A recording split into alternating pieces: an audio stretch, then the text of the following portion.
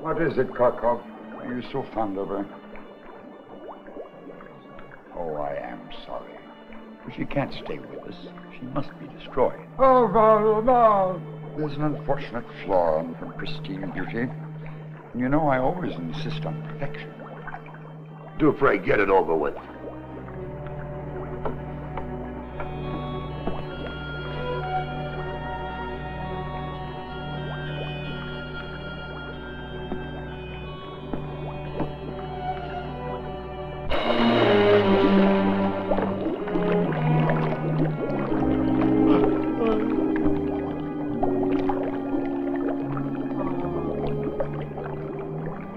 Wax thou art, and unto wax thou shalt return.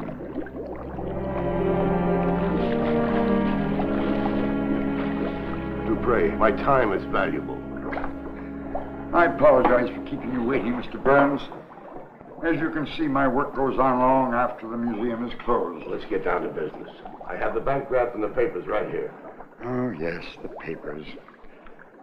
Can we discuss it upstairs in the museum? Upstairs, downstairs, what difference does it make? You know this is the third time I've been back? Yes, I quite understand. You've been most patient.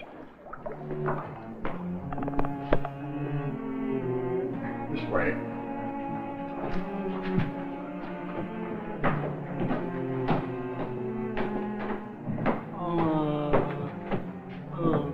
Poor Karkov. He becomes so deeply attached to all the members of our family. He's really a most sensitive creature. Yeah, I can see that. All right, come on, let's go.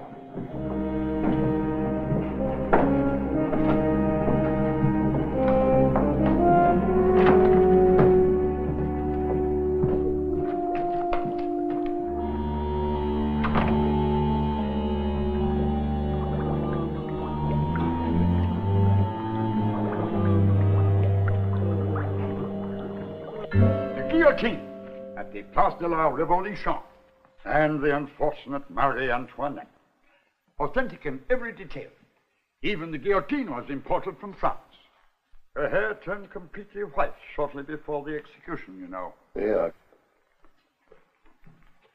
Dupré.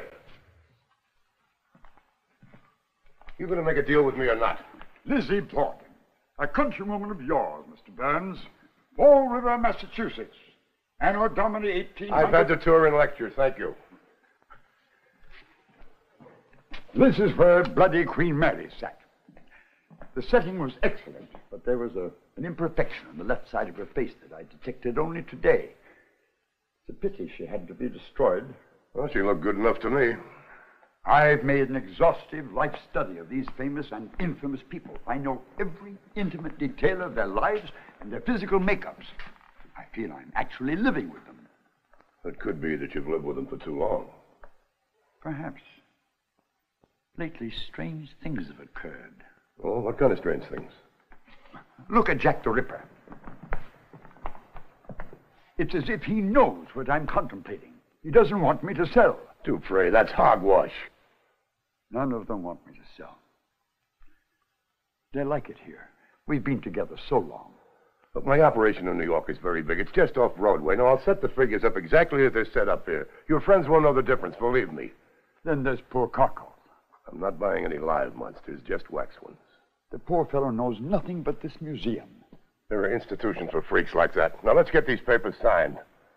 Mr. Burns, may I ask for one more night to think it over? All right, I'll give you one more night. But it's the last time I'm coming back, I promise you. I assure you the matter will be resolved in the morning. Just a minute. Are you stalling me just to jack up the price? Oh, no, your offer is quite fair. All right. Thank you. Good night, Mr. Bones. Good night. I'll see you in the morning. First day of play.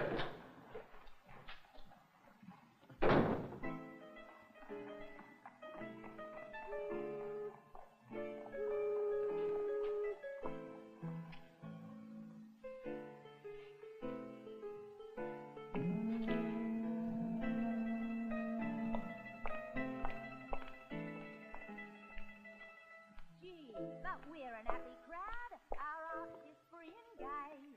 Carvers carving tombstones all day long, while digging graves for corpses in the churchyard across the way. Fills me older brother's heart with song. Sister Susie's sewing shrouds, me uncle drives a nurse, and now they've made an helper out of me. Me aunt's a casket draper, ma's a lady undertaker. Gee, but we're an happy family, gee, but we're an happy family. Good evening, Governor. What's your pleasure? A half and half, and send the boss over, will you? You're looking at the owner himself, Governor, Tim Fowley. Oh. Doesn't that gal know any cheerful songs? I just came from that spooky joint next door. Well, I don't blame you for wanting a bit of cheer, Governor. That's a den of fiends and loonies, that is. Bad enough in the daytime. I wouldn't fancy it at night. Tell me something. How well do you know Dupré? Oh, better than I ever knew my old man. Dupré's a tenant of mine. I own the building. Cousin Kate is weaving reeds, me boyfriend's hanging crepe. We're all as happy as can be. Was he always crazy, or is he just going up his rocker due to old age? Well, he may be a bit peculiar on and off, but gentle and harmless as a tabby cat. He's a good old boy. Gee, but we're an happy family.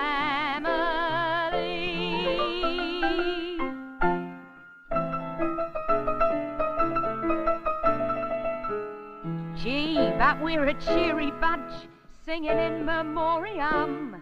Pleased to have another soul depart, and seeing fires crackling in the crematorium warms the cockles of me happy heart.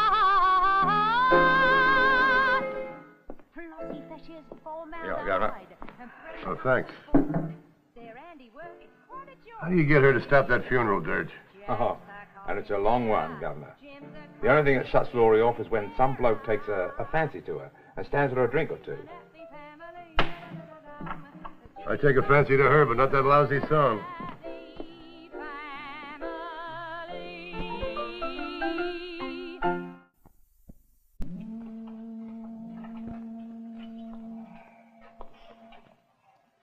Good night, Laurie. Cheerio, Mr. Fowley.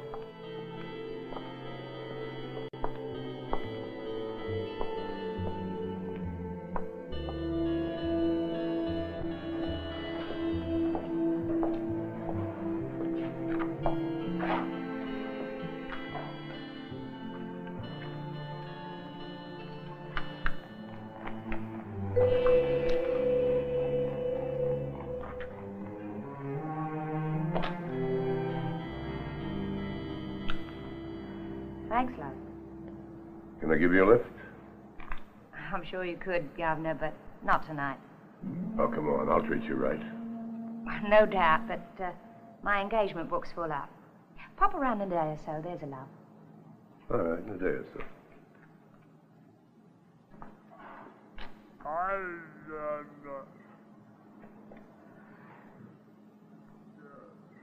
Good night, Cockle.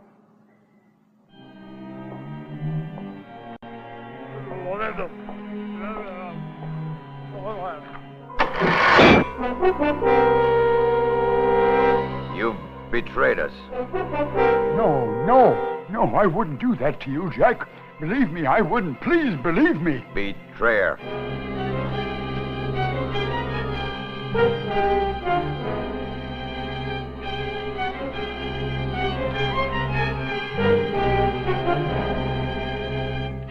J'accuse Monsieur Dupuis, traitor.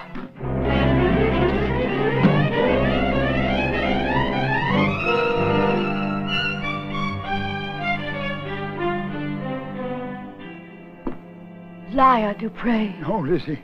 No, I didn't lie to you. Please believe me. I didn't lie to you, Lizzie. Liar. I wouldn't lie to you, Lizzie. Please believe me. Liar. You pray. We won't let you sell. You pray. I'm not going to sell. I was talking about it, but I decided against it. Liar. Please believe me. Please. Betrayer. Liar! Liar! Traitor. Judas. Traitor. Liar! You've betrayed us. Liar. Liar! Traitor. You've betrayed us. Liar. Traitor. Liar. Believe me. Oh, no, get away. No, Liz, please believe me. Please.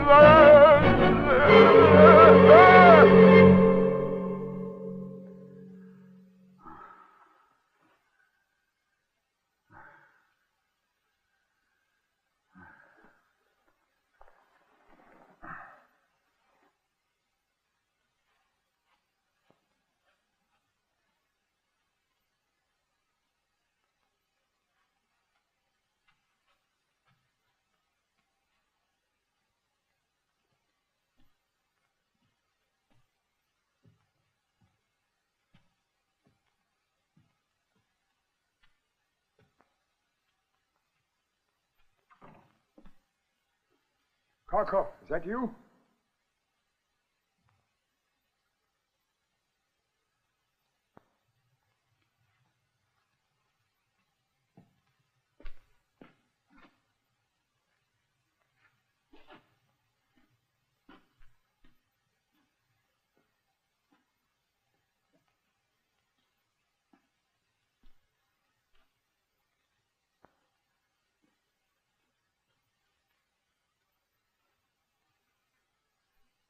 My friends, I explained it to you. It's all right. Don't worry. Mr. Burns made me a very generous offer. I had to listen to him. Don't you understand? I had to. Liar. Liar.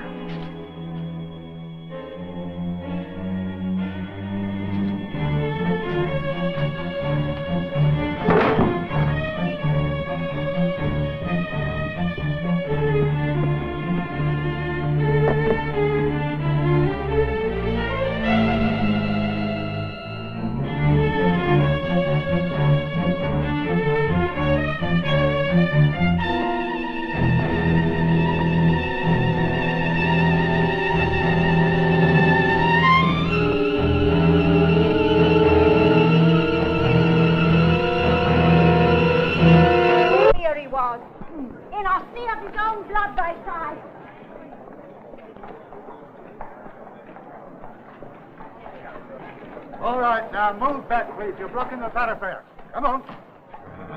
Move back. Let the cab come through. Now, I don't know what you're all waiting here for. The museum is closed. Won't be open for some considerable time, so why don't you all just go home peaceful? See, London's very own Jack the Ripper.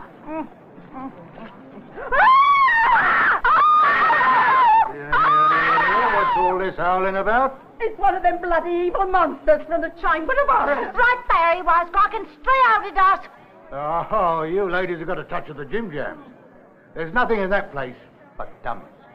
Including the high and mighty police.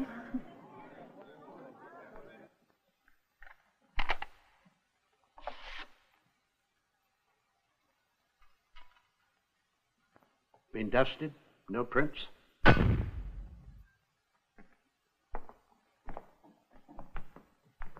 Why, you taking a photograph of a wax figure? Well, he's a suspect, ain't he, Inspector?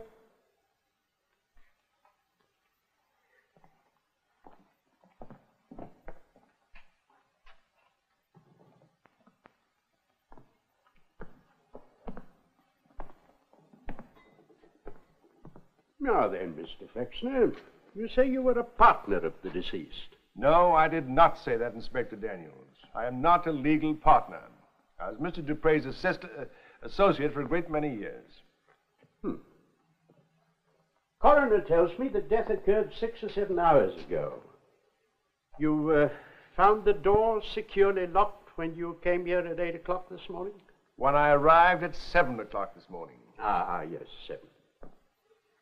Bit early to report for work, isn't it? You don't open to the public until 10. I've already explained that. I live quite close by in High Holborn. I had a lot of work to catch up on, and yesterday was my day off, so I went to Brighton. Not aware of a train that arrives from Brighton that early in the morning? I came back from Brighton last night. Ah, yes, and went to your rooms. No, I spent the night with some friends in Longacre. I already explained that, too. Quite so, quite so. You explained it twice, without a hitch. Very nicely. Thank you, Mr. Flexner.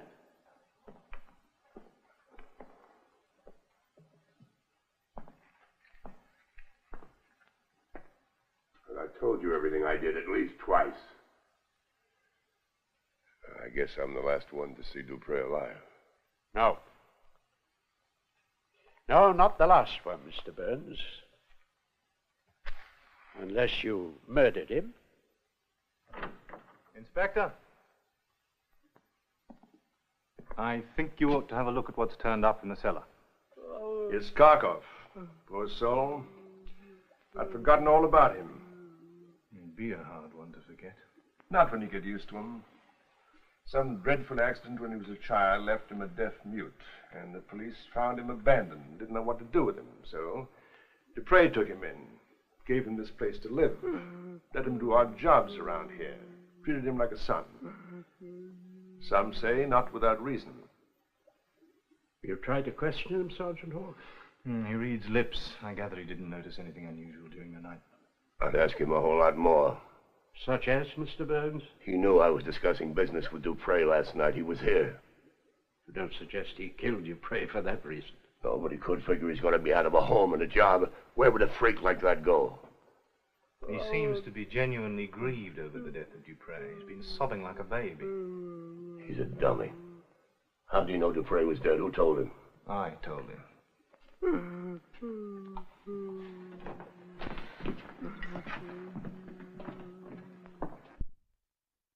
I say he's sick. Look at all those pictures of that cheap woman. You're heading up a blind alley, Mr. Burns. Coroner says that Dupre was stabbed by a right-handed man. This fellow's right arm is withered. Useless. Forget it. Bloody slaughterhouse. Strange, with all these weapons. Why did the killer go to the trouble of using the Ripper's scowl? Yet that's precisely what he did. And wiped it. Is there anything of value missing? Well, I don't see anything here. I'll take a look upstairs in Dupre's living quarters.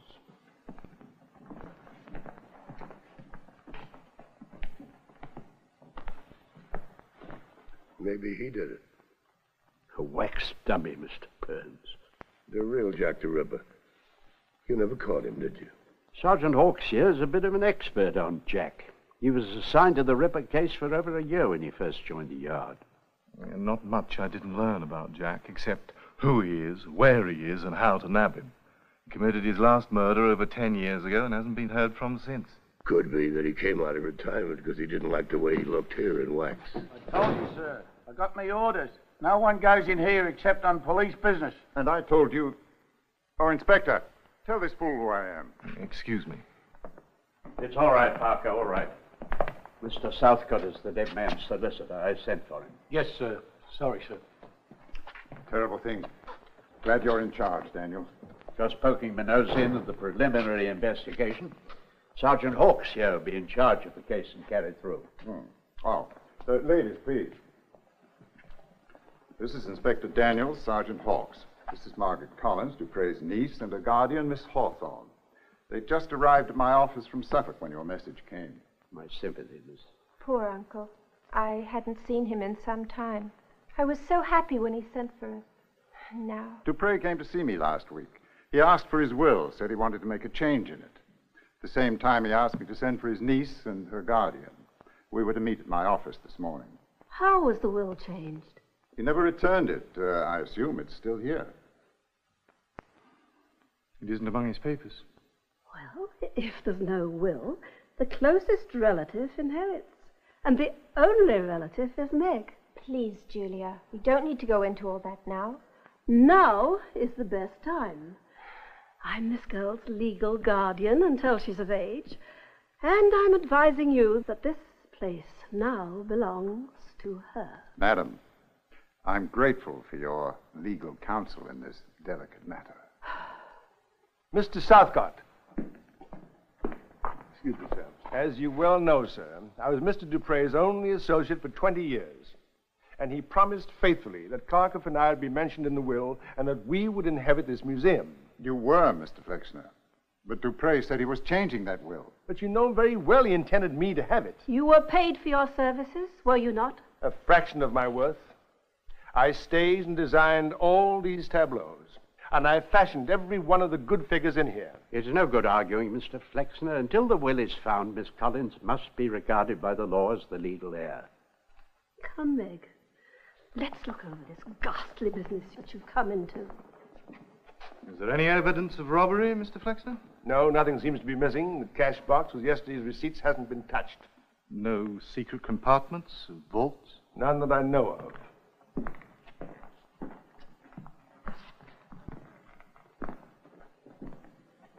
I couldn't help overhearing. You the new owner, miss? I'm Miss Hawthorne. Please discuss any business matters with me. Well, I had to deal with Dupre to buy the waxworks. That is ridiculous. He never would have sold the museum. You probably tried to talk him out of it. We never even discussed it. He always promised that I would end up with the place. A man forgets his promises when you shove a fistful of money in his face. The offer is still open, ladies. We shall need a little time, Mr. Burns. Drop around after the funeral. Well, I've waited this long. Good day, lady. It does seem strange Uncle would sell. He devoted his whole life to this place. Well, we may not sell either.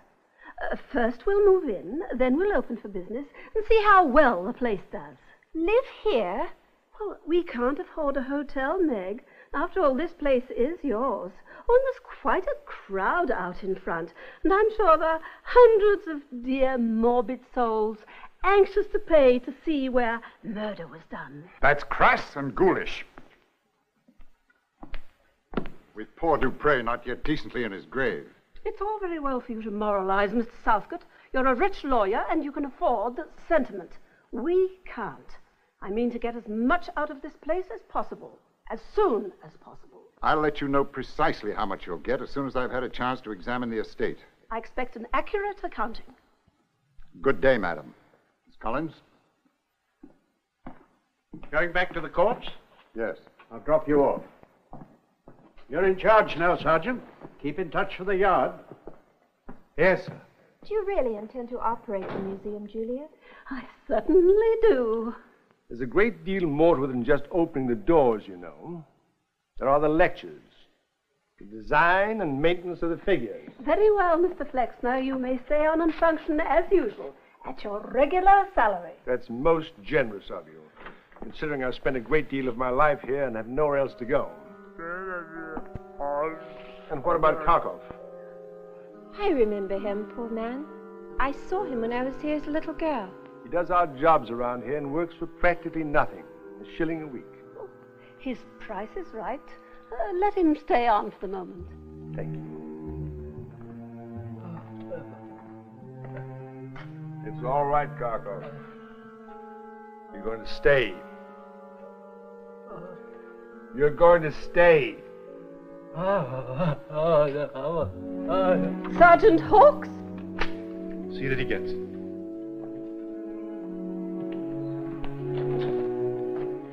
When will you remove your bobby from the door so that we can open for business? Shortly, Miss Hawthorne. Perhaps you'd care to go upstairs and have a look at your rooms while I step next door to the music hall for a moment?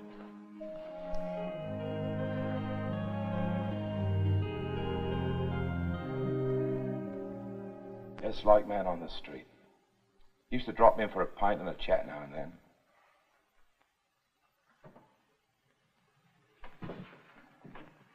A bit lonely, I should think.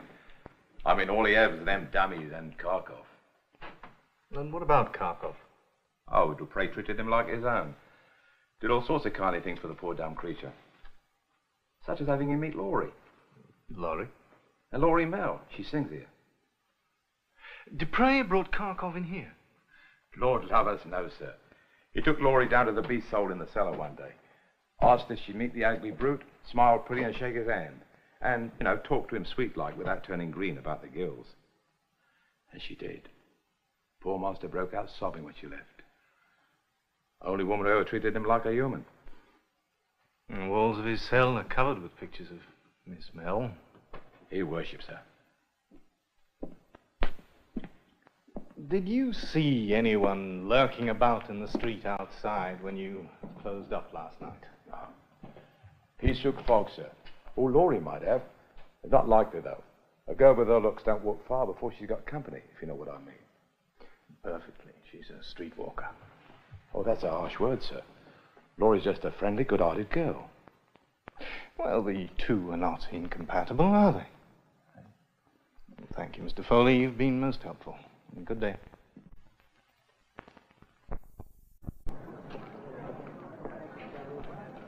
They say it was Jack the Ripper slashed the old man's gullet. And they still standing in there with this bloody knife ready to slash again. Hmm? Me mind the back, please.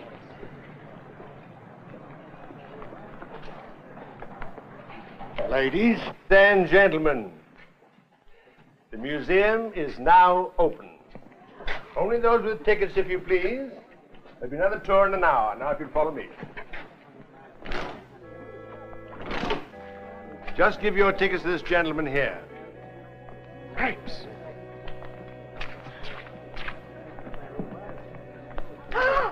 It's him!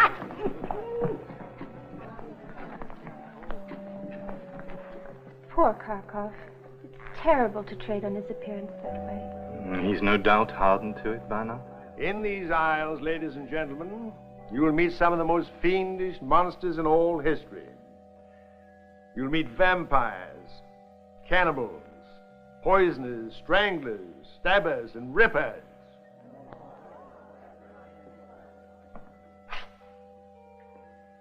This is Willie Grossman, a meek and timid man.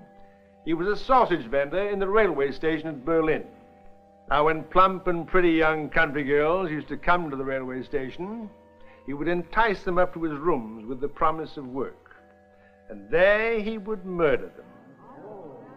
Then he would dissect them, pickle the flesh, and grind it up into sausages and sell them at the railway station. Ah, I've had me last sausage.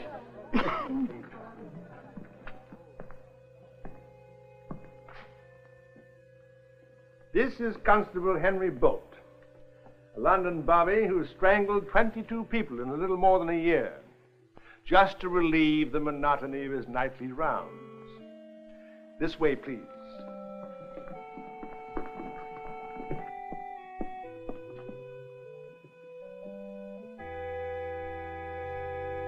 Now here we have the infamous Lizzie Borden of Fall River, Massachusetts. Her intense dislike for her parents was celebrated by a famous ballad, which I'm sure you must have heard sung to the tune of Tarara Boomdier. Now let me see, how does it go? Lizzie Borden took an axe and gave her mother 40 whacks. And then to even up the score, she gave her father 40 more. It is amusing, isn't it? This way, please. Horrible people. They really existed? And Mr. Flexner seems to enjoy the workings of such sick and twisted minds. Now, ladies and gentlemen, if you just gather round, I will show you the most infamous murderer of all time, Bluebeard, also known as Camara the Accursed. Among his victims were his 4 wives, slain by strangulation, poisoning, bludgeoning, and burning. And now, if you'll come over here.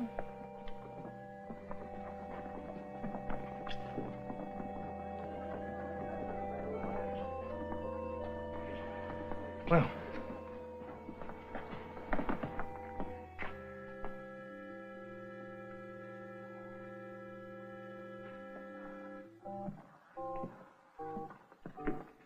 this is Lucrezia Borgia, daughter of a pope, patroness of poets, and a pretty poisoner of people in her younger and more frivolous days.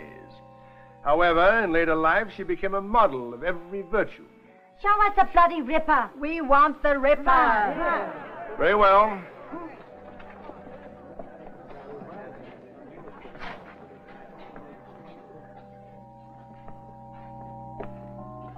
And there he stands, Jack the Ripper, this fiend with the skill of a surgeon, who has committed at least 20 murders in the city of London.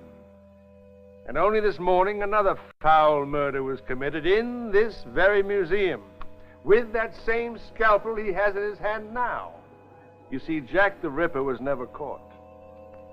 He could very well be alive today. He could have been in this room to examine his likeness. As a matter of fact, he could be in this room at this very moment. And now, ladies and gentlemen, if you'll follow me to the next exhibit, I will show... madam, you keep your hands off Jack, and he might keep his hands off you.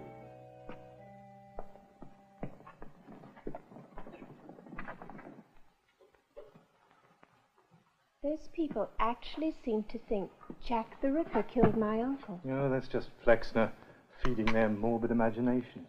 But if the Ripper was never caught, he could still be alive. No, that's extremely unlikely. Believe me, I know about Jack. You're trying to make me feel better. But still, somebody did it.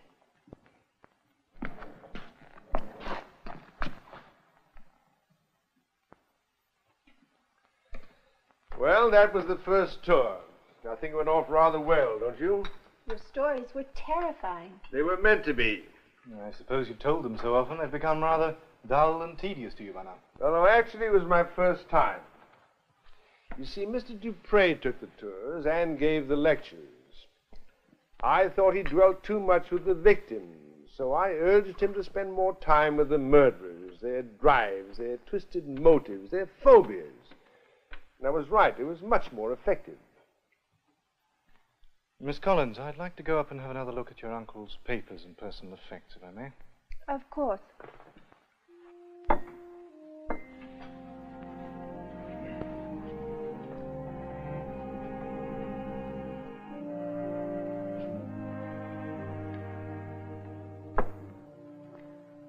Thank you, Miss Collins. Very good. We made more with Dupre dead than the old money grubber did when he was alive. What an awful thing to say, Julia. Oh, everybody's misfortune. Somebody's gain. It's just as well you didn't arrive in London until this morning, Miss Hawthorne. Oh, but we arrived last night. It was very late. We wanted to be fresh for Mr. Southcott in the morning. We took rooms in a small hotel on Bow Street. Bow Street? Just 2 blocks from here. Sergeant Hawkes, surely we're not suspects. No. That was just a policeman's reflex. Come in. I've closed the museum for the night. I'll be back at my usual time in the morning. You have a key? Yes, of course. I always open up.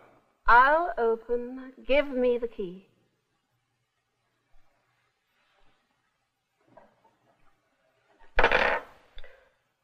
Hey, Mr. Flexner, that creature, Karkov. He never leaves the museum. I've already given him his supper. Supper? Oh, yes. I hadn't thought of feeding him. I suppose he is quite a nuisance, but he makes an effective addition at the entrance. He might make a more effective addition outside, frightening people in. Julia, don't say that, even in jest. I'll be glad to take Karkov's meals down. Oh, you needn't bother, Miss Collins. I'll look after him now, as I promised Mr. Dupre I would. Good night.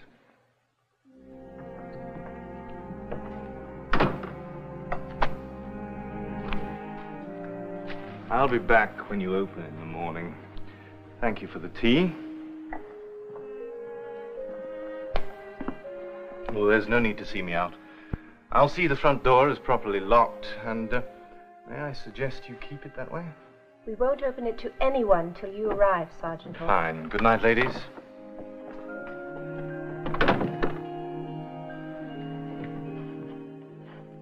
He seems quite clever. I'm glad he's on the case. I'm sure you are. I mean, I'm sure he'll catch the murderer. He's more apt to catch that hopeful look in your eye.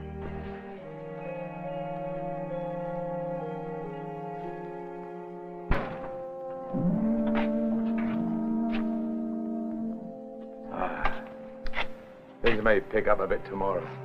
That loony bin and its bloody murder snagged all the business today. Oh, well. Ta-ra, Laurie. Yeah.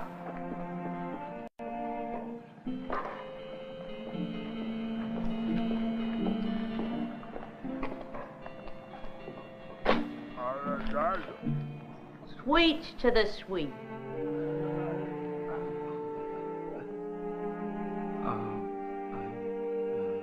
Good night, love.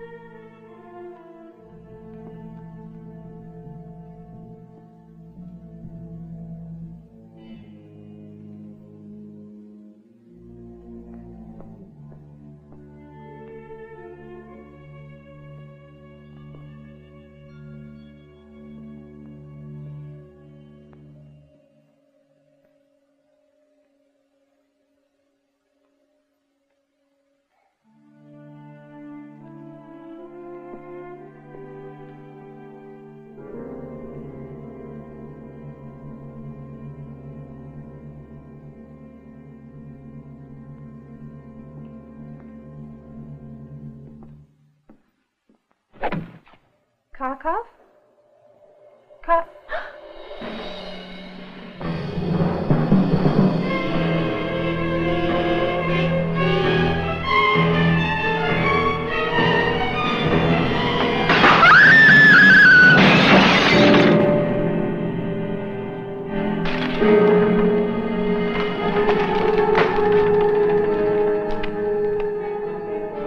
Miss Collins!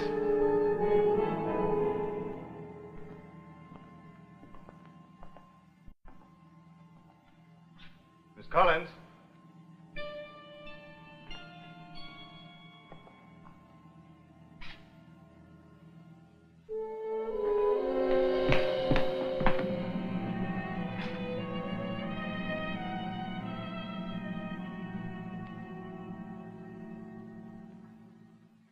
Miss Collins? Meg?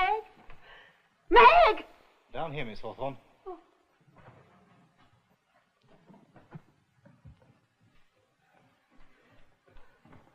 What happened, Sergeant? Well, you're all right now. Sit down. Now, can you tell me what frightened you? I couldn't sleep. I came down to get a glass of milk. I heard noises in here, and I noticed. Lucretia Borgia. Her hand. The hand is broken off. Is that all that startled you? Not broken, cut.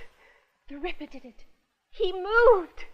Now, Meg, you are having a bad dream walking in your sleep. I saw him move. He came at me. No. Please believe me, Sergeant. Let's have a look, shall we?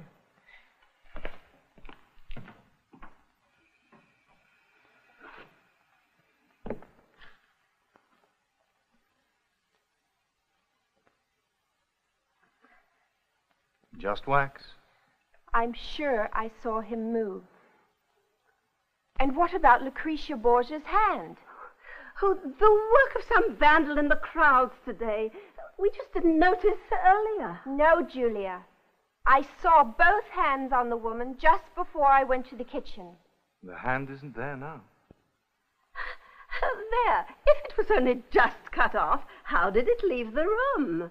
Nobody else has been in or out.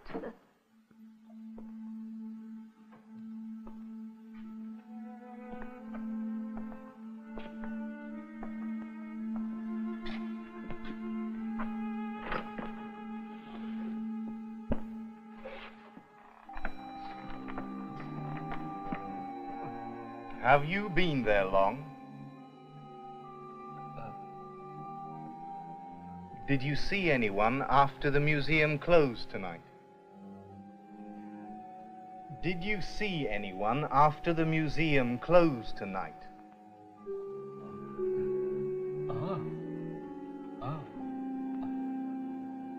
Very well, you may go back to bed now.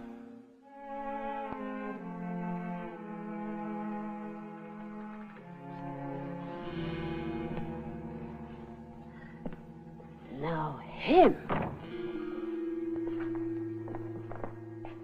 It might be him she saw. In fact, he might be the one behind all this nasty business here lately. He's a beast and a cretin. Miss Hawthorne, now that Dupree is gone, Miss Collins is the man's only hope. Even a beast doesn't bite the hand that feeds it. Well then, Sergeant Hawkes, and what were you doing prowling about outside in the dead of night? Waiting for the murderer to return to the scene of his crime. It happens, you know. Maybe he never left. Julia, sell this place. Let's get out of here as soon as possible. All right, Meg, we'll see. And I don't care what the price is. Just get rid of it. But this is all you have, Meg. You can't just give it away. Let me handle the business. Ladies, I suggest you try to get some sleep now. Thank you for being so quick to respond, Sergeant. I'm glad it was nothing more. Oh, and I'll see that the glass in the front door is replaced first thing in the morning. At Scotland Yard's expense, I trust, since you broke it? Julia! At the Yard's expense, naturally. Good night.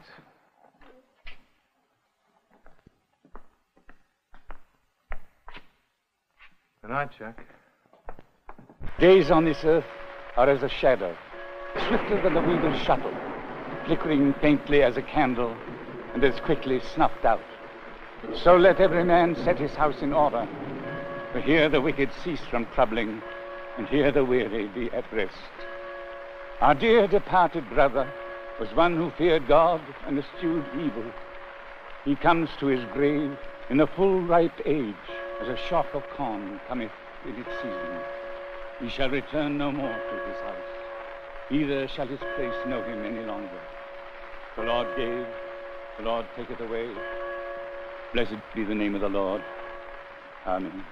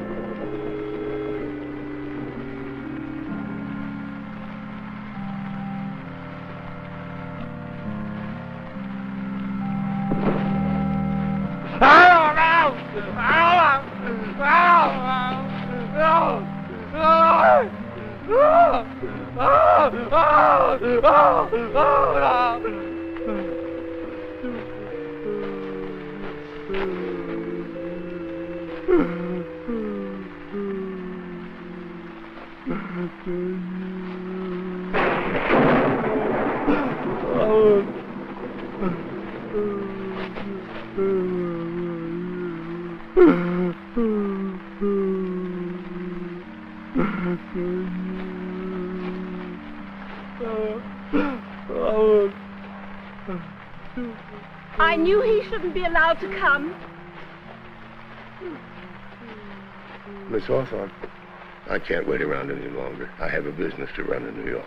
Are you going to sell me those wax figures or aren't you? At the right price. That's impossible. Dupre's property hasn't been legally transferred to his niece yet. I'm sure some other good lawyer will see that the whole thing is done in escrow. Mr. Burns, come around to the museum this evening after closing. I'll be there. Please. You asked him to call after closing? Why, certainly. We're going to get back and open the museum as fast as we can get there. There'll be customers waiting.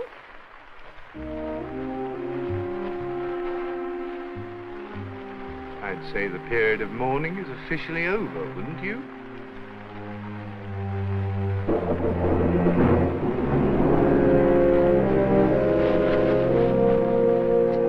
Double, double, toil and trouble, fire burn and cauldron bubble.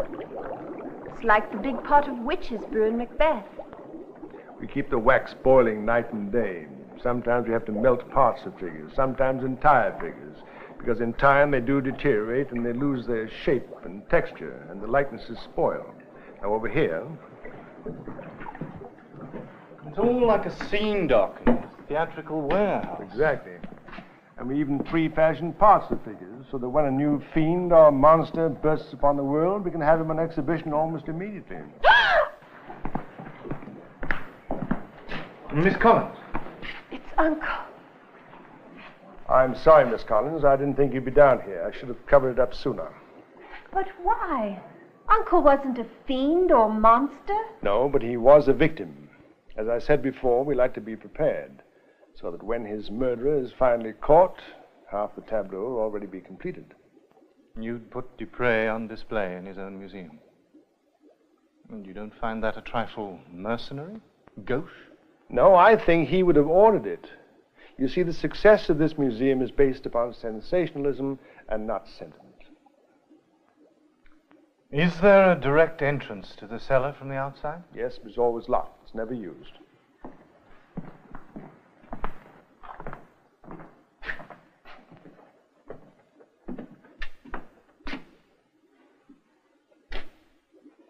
Well, it certainly hasn't been used in a long time, but there must be another way to enter the museum. Why? All the doors were locked the night your uncle was killed.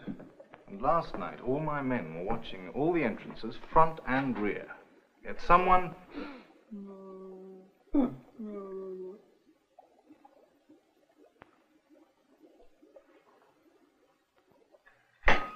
You know it's a pleasure doing business with somebody that can make up their mind. I'll bring over the bank draft and the papers tomorrow. Well, splendid. And I'll have my crew come in next week and take all of this stuff out. Well, at your convenience.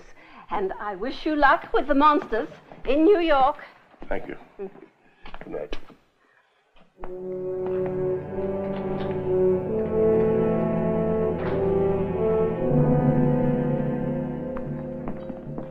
You don't mean you've actually sold the wax figures?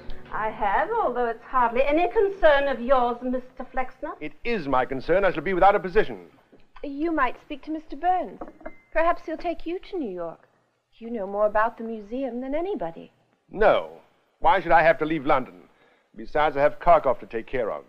And Burns cannot stand the sight of him. Put him in an institution. No, I gave my word I would always look after him. You and Kharkov must just work out your own domestic difficulties. Mr. Flexner, perhaps if... That was brutal, Julia. The man is sensitive, an artist. He's a leech. A bloodsucker who attached himself to Dupré for years and probably stole him blind. What do you want? Don't be unkind. He can't tell you. You're not allowed up here at night. Go back to your place in the cellar and stay there.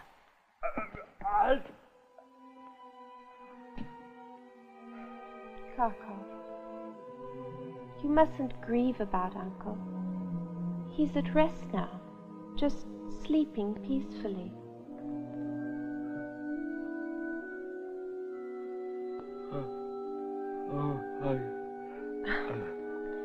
Your flower's fading because it has no water, and you have nothing to keep it in. Is that it?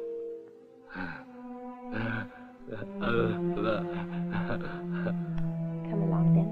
We'll take care of it.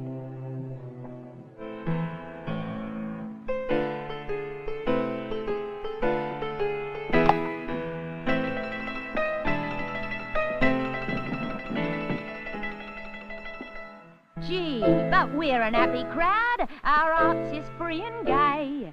Fathers carving tombstones all day long, while digging graves for corpses in the churchyard across the way fills me older brother's heart with song.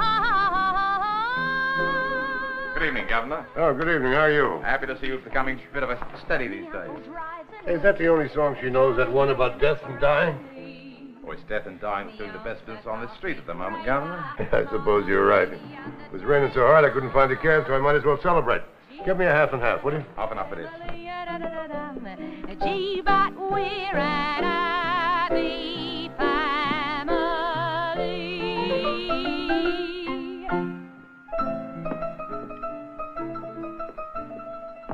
Here we are, Governor. Oh, thanks. Say, Farley, would you join me in one? Happy to oblige. Ask the gal, too, will you? You said that's the only way you can shut her up.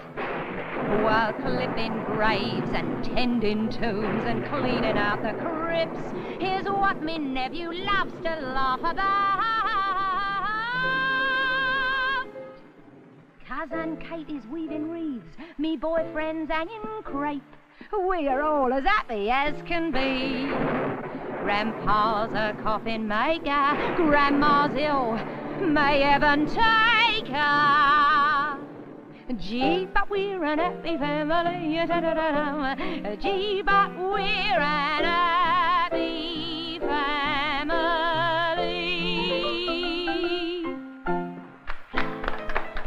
Hello, love. Well, you said to drop around in a day or so. So?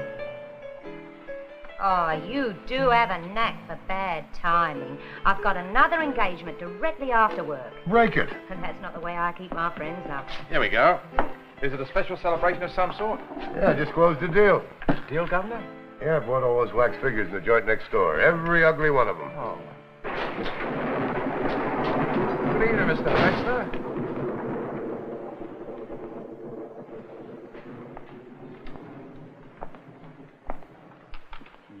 Filthy rich Americans. You're all alike. You don't give a damn about anybody. I don't give a damn for your opinion, that's for sure. Come over here with your bloody dollars and cart something off that I've slaved years to build. All right. I've got money. That's how I get what I want. You've got talent. Build another waxworks. This took me a lifetime. Take another lifetime. You rotten beggar. Hold on, Mr. Flexner. You can't come in here insulting customers. Now, come on, step over the bar and I'm leaving. But I warn you, Mr. Burns, this time your money won't do you any good. I'm not going to allow you to plunder my wax museum. I'll see to it.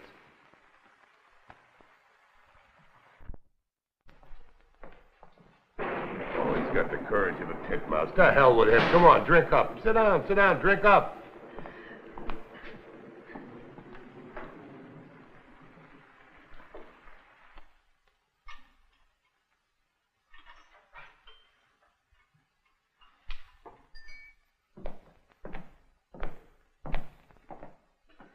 Come along, Mr. Burns. Time to close out. What? The rain stopped. You can get a cab now. Okay. Oh, I got to settle up. Oh, you're more than square, Governor. And no charge for the sleeping. All right. All right? Sure, fine. Take it easy, huh? I will. Oh, boy.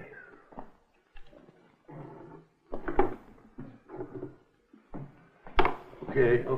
Now, your best chance to hail a cab is 3 blocks north at Oban Station. North at Oban Station. That's right. Thank you. Good night. Good night, Governor. And hurry back. I will.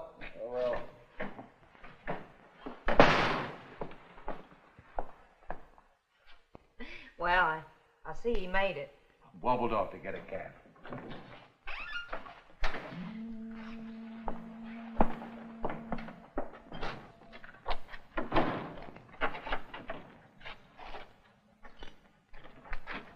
Evening, Laurie. Cheerio.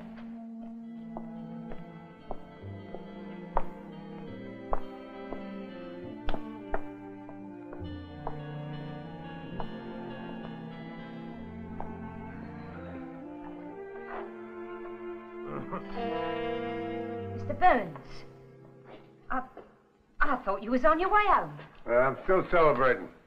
Besides, we got a date tonight. Not tonight, love, I told you.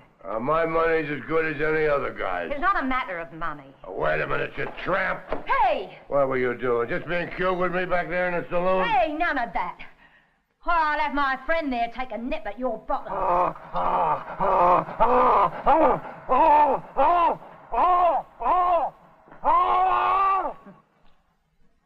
That's telling him, love. Good night.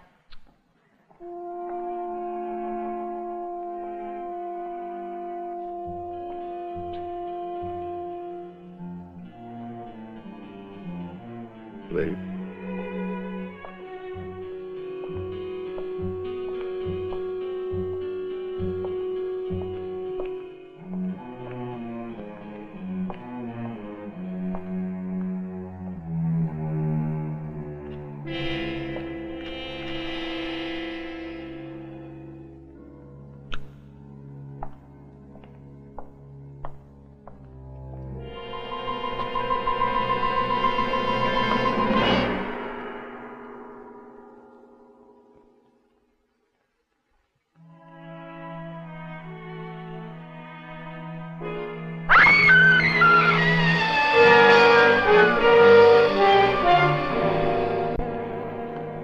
Second murder, wax museum, read all about. Get your paper here, read the gory details. Paper, Governor, right here. Shocking, horrible. Thank you very much.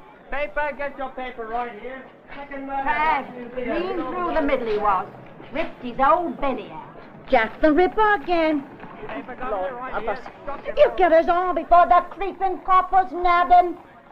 The Ripper only killed ladies of the street, ducks, not sweepers of the street. But, Sergeant, don't you... No, I don't care about that now. Just do as I told you. Good morning. Where is Mr. Flexner? He hasn't come to work yet, and he's terribly late. Thank you. Oh, Sergeant Hawkes, when will you allow us to open the museum for business? Just as soon as we've finished looking around and asking questions, if ever. Miss Collins, are you all right? Yes, thank you. Good.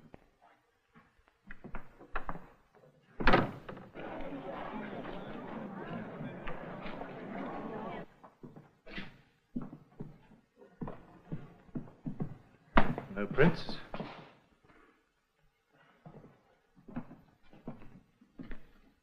We'll have no need of those, Jones. You may go.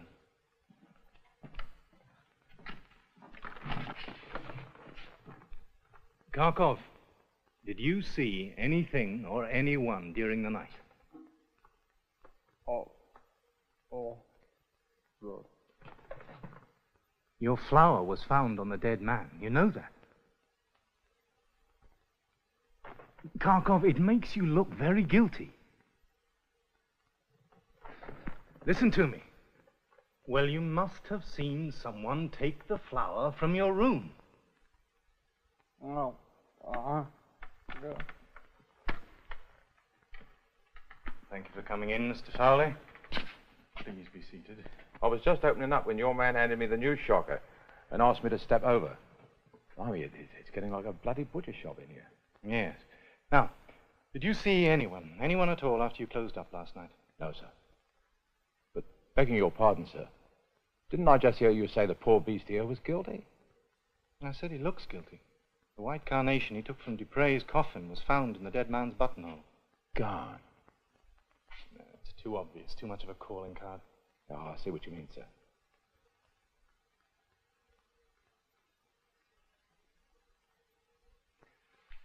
Kharkov, are you certain you didn't see Mr. Flexner during the night?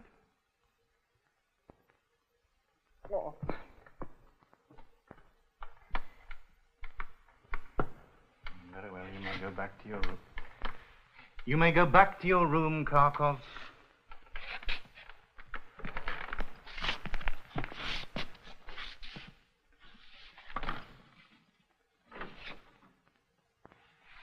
Speaking of Mr. Flexner, I saw him last night.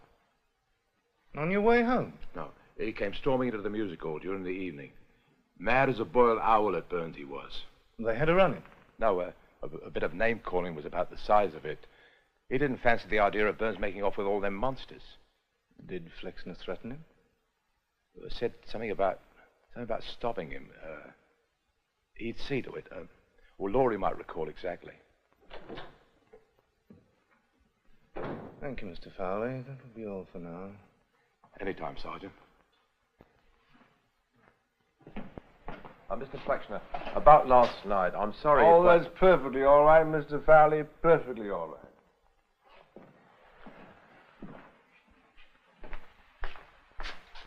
Oh, do you mind?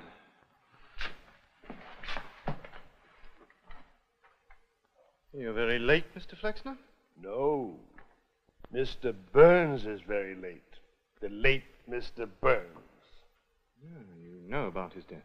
Yes, I was on my way to work when I read about it, and I might add, with a great deal of pleasure. Would you mind telling me where you went after you left the music hall last night? Wouldn't mind at all if I could remember. Try.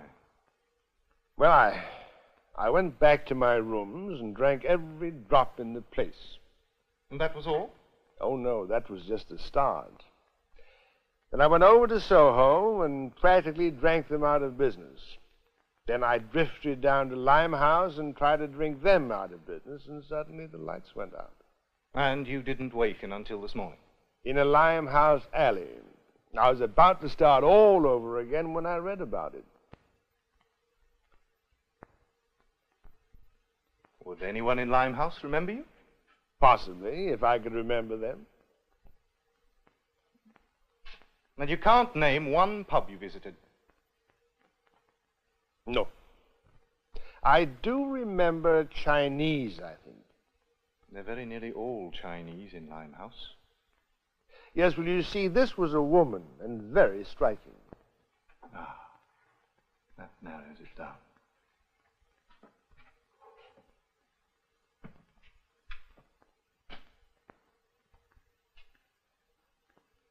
Another question, Sergeant. No, not a question. An observation. I had the feeling your face was vaguely familiar. Now I see there's some resemblance between you and Jack here. Well, you see, no one knows what the Ripper really looks like. So as I had no model to guide me while fashioning the figure, I might have been guilty of a slight touch of vanity. Odd sort of thing to be vain about. Mr. Flexner. You're late, and you look a disgrace. I feel splendid. Yes, no doubt you're delighted that we've lost our buyer. And have you finished poking about, Sergeant Hawkes? For the moment. Then may we please open and take advantage of the brisk trade waiting outside? Very well. Open up. Cash in. Oh, thank you. And for heaven's sake, Mr. Flexner, go somewhere and tidy up. And do gargle.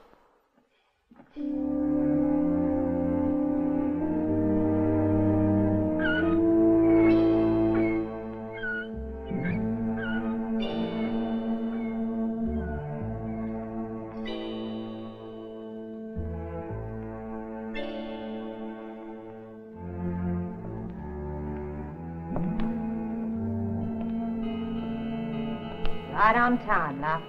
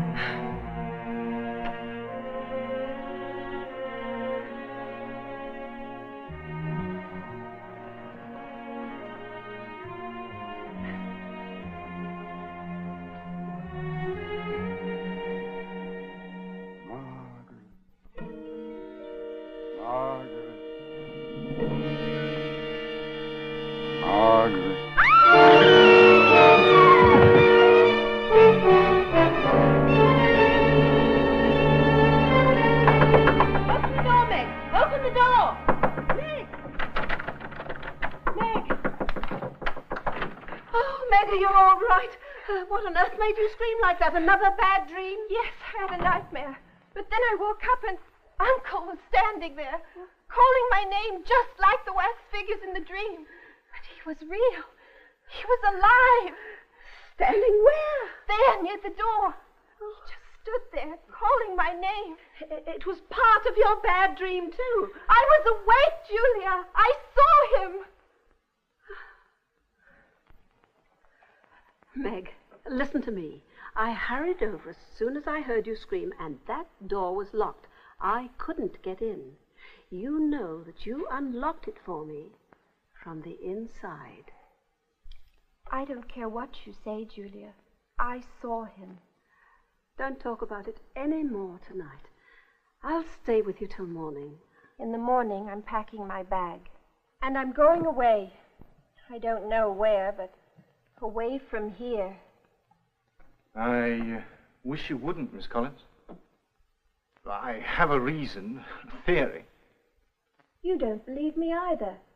You're like Julia. You think I'm a silly child having bad dreams. Not at all. Your uncle's death wasn't a dream. No, it was Burns. However, I think someone is only trying to frighten you. And I promise you every protection if you'll stay. Just give me another 24 hours. All right, Sergeant Hawkes, I'll try. Good. Now, what I think you need is to get away from all this for a moment. Change of scene, a bit of relaxation. What have I been saying? I'm going to the East End this evening, to Limehouse. I don't suppose you'd care to join me for supper at some exotic Oriental restaurant, would you? Limehouse? I've never been there. Sounds exciting. If Julia will agree. Oh, I'll approach her. I rather think she'll be in a compliant mood, what with all the business the museum's been doing today. With 2 unsolved murders on your hands, what will Scotland Yard think of your squandering time dining a lady in Limehouse? Oh, I'm going on a matter connected with this case. Oh. Yes, it is business, but I eat, you eat. If I combine all 3, I'm not squandering time, I'm saving it. Shall we say 8 o'clock? 8 o'clock. Till then. Goodbye. Goodbye.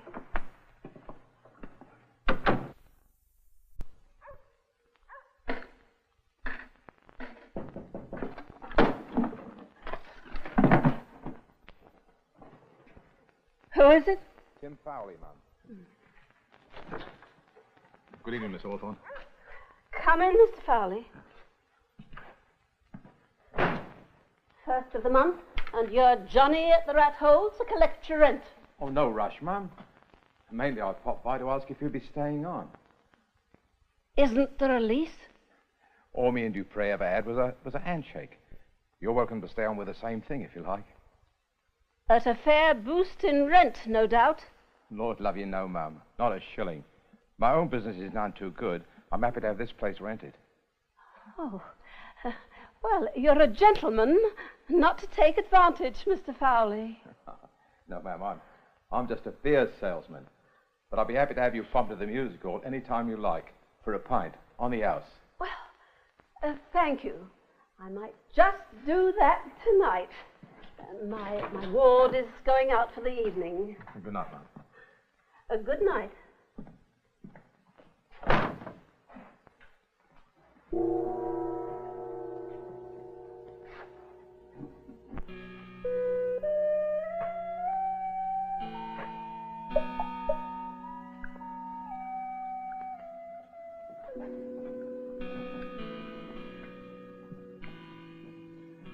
The Chinese serve the slipperiest food in the world, then hand you a pair of slippery sticks to pick it up with.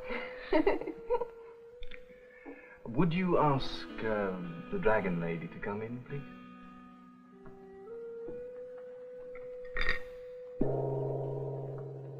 Dragon Lady? Yes, Yang Chu, the owner. She'll tell your fortune if you like. Oh, yes, I like Sergeant. Michael, please. Michael. And I'm Meg to those who take me to supper. You haven't found what you came looking for, have you? Oh, I've seen you questioning the owners and waiters in each place we visited, behind my back. He never was a very clever detective. I'm sorry you've had bad luck. I've not had bad luck. The longer it takes, the longer our evening. Oh, good evening, Madam Yang. Good evening. May I present Miss Collins? A great honor, Miss Collins. Miss Collins would be pleased if you told her fortune. An even greater honor. Thank you.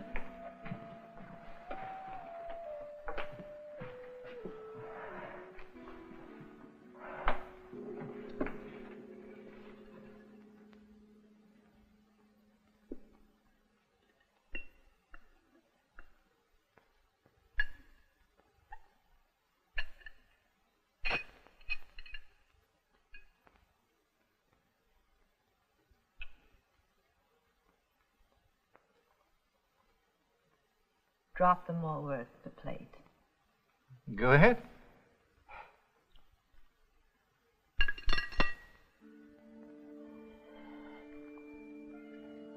The red stick points directly to the leaves, which are your physical well-being. I regret to say you are in grave danger, Miss Collins. She always gives the bad first, makes the good look so much better. There is serious trouble in your life. Someone from beyond the grave is trying to contact you. Uncle. Ah, this one falls across the leaves of your heart. There is hope. Here it comes. Things will change. You will soon come into a great deal of wealth, and life will be very different for you. The lavender stick. Very good. It tells you to trust a tall stranger who has recently entered your life. Lavender? Thank you for adding that, Madame Yang. I add nothing. The leaves and sticks tell all. Perhaps you could tell a little of my future, Madame Yang? If you will hand me your cup. Without the sticks. A man named Flexner works at the Wax Museum, do you know him? Yes, I have seen him. Night before last? He was here. Quite late, say almost dawn? The law requires we close at 2.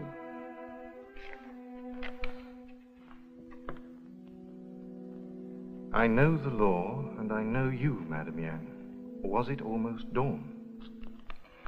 The law requires we close at 2.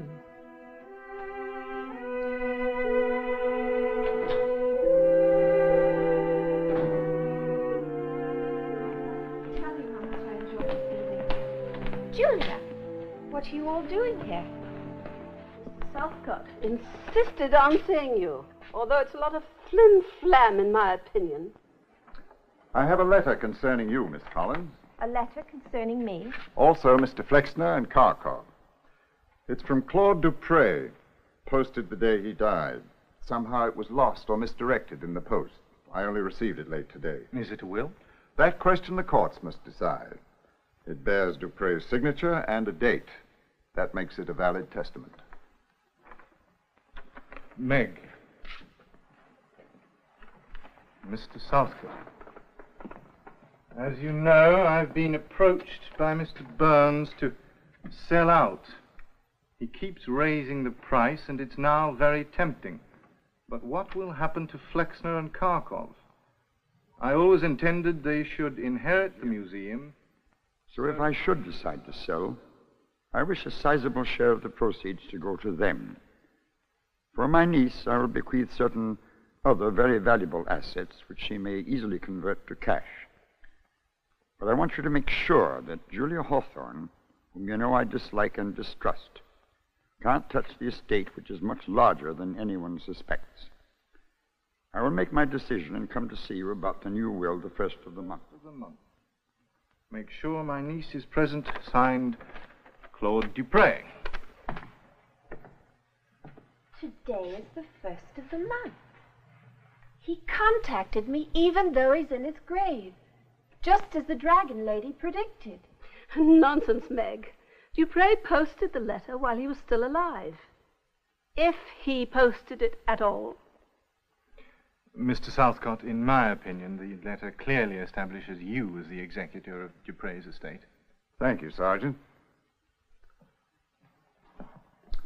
Miss Hawthorne, you may stay here and operate the museum together with Mr. Flexner until the courts have ruled on this document. How do we know this letter, curiously misplaced until now, isn't a forgery? The signature can be quickly authenticated. May I suggest you leave this dismal place, my dear? Take rooms or go to an hotel. I've been begging to.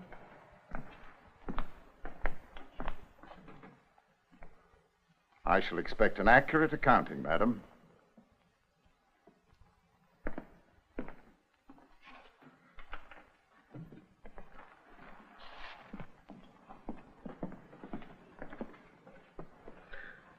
Southcott won't let go. He knows something. Lawyers always wind up with a juicy piece of every estate. Dupre's letter indicates the estate is much more valuable than anyone suspected. I knew the old muckworm had a fortune hidden somewhere, and we're not leaving this place until we find it. Michael, I know I promised to give you 24 hours, but... Only a few more hours. I brought you this. We are not permitted to carry them. Don't hesitate to use it. I'll be stationed in a cab directly across the street all night. Now, if either of you is disturbed by anything out of the way, signal with a window shade. I have a key and I'll be here immediately.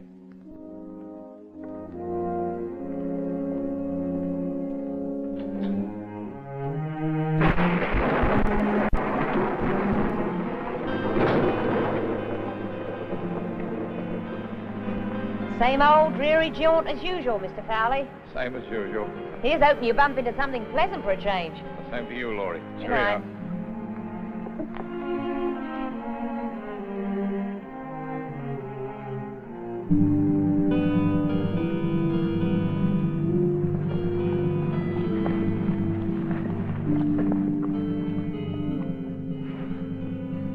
Evening, love. Lonely like? Sergeant Hawke, Scotland Yard. Can I help you, Miss Mel? Oh, my mistake, Sergeant. Good night, sir. Good night. Good night, Miss Mel.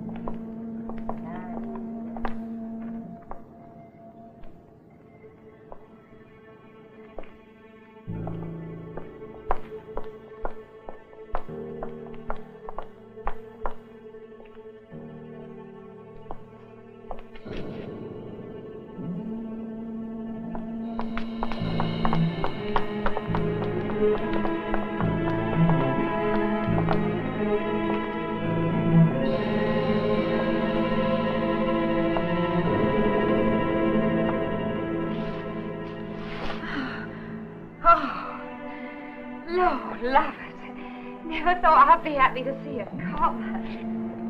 Here. What are you up to in that outfit?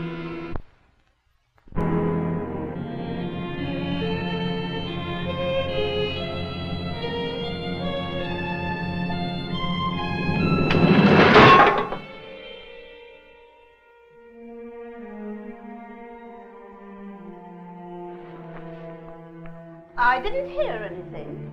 It's just another one of your bad dreams. I signaled Sergeant Hawkes. He'll be right here. Oh, I expect he's sound asleep, too, out there in that carriage. Really, Meg, I think you're becoming an incurable insomniac. There. That's what made the sound. The guillotine has been sprung.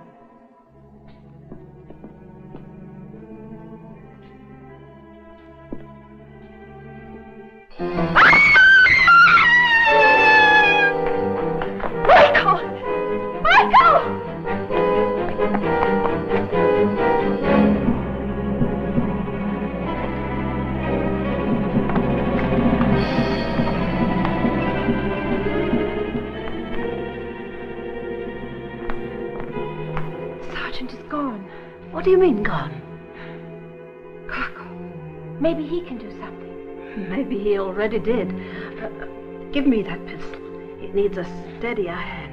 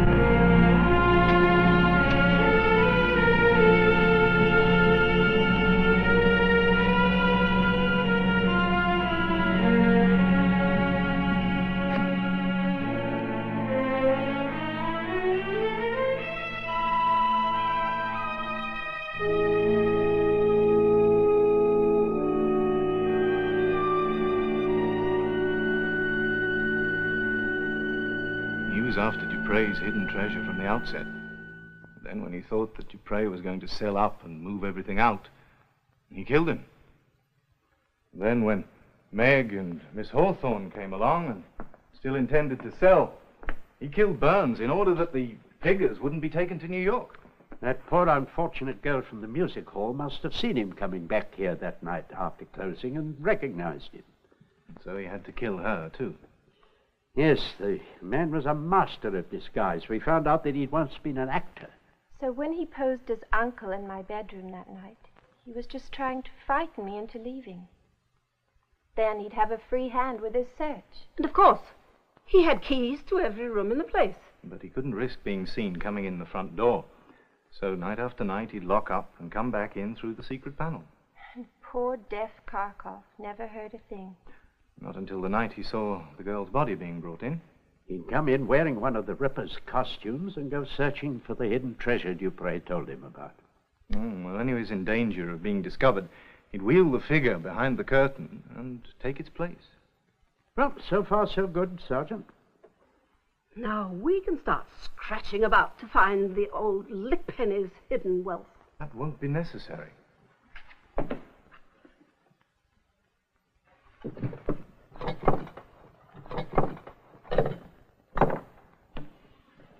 Not one of these instruments from the Ripper's bag is surgical steel. They're all platinum. The world's most precious metal.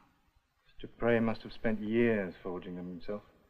And hid them in plain sight in the Ripper's bag, a la the purloined letter. Yeah, it was audacious, but it worked. Then these tools are the other assets mentioned in Dupre's letter. The Dragon Lady was right then. Yes, your life is going to be different. It is finished.